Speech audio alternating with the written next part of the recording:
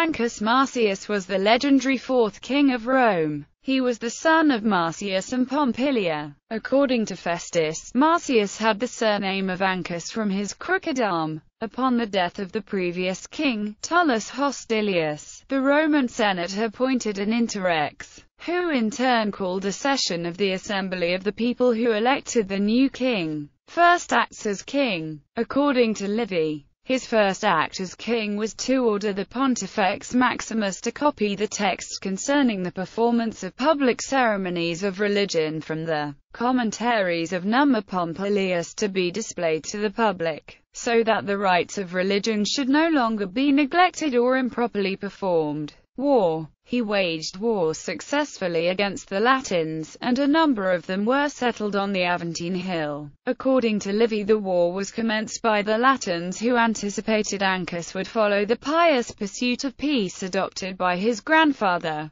Numa Pompilius. The Latins initially made an incursion on Roman lands. When a Roman embassy sought restitution for the damage, the Latins gave a contemptuous reply. Ancus accordingly declared war on the Latins. The declaration is notable since, according to Livy, it was the first time that the Romans had declared war by means of the rites of the Festials. Ancus Marcius marched from Rome with a newly levied army and took the Latin town of Politorium by storm. Its residents were removed to settle on the Aventine Hill in Rome as new citizens, following the Roman traditions from wars with the Sabines and Albans. When the other Latins subsequently occupied the empty town of Politorium, Ancus took the town again and demolished it. The Latin villages of Telenare and Ficana were also sacked and demolished. The war then focused on the Latin town of Medullia. The town had a strong garrison and was well fortified. Several engagements took place outside the town and the Romans were eventually victorious.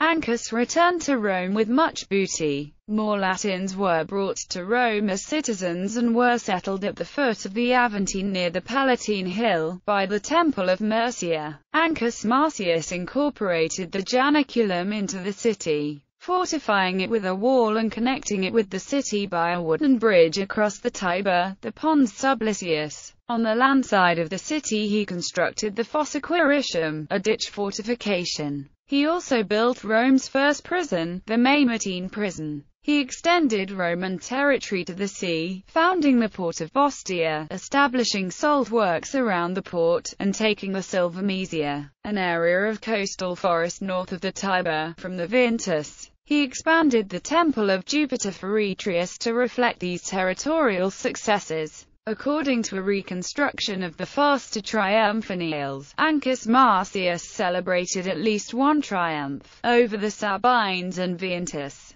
Successo. Ancus Marcius was succeeded by Lucius Tarquinius Priscus, who was killed by the sons of Ancus Marcius. Patrician Marcius Rex family descended from this king and remained prominent during the Republican Empire.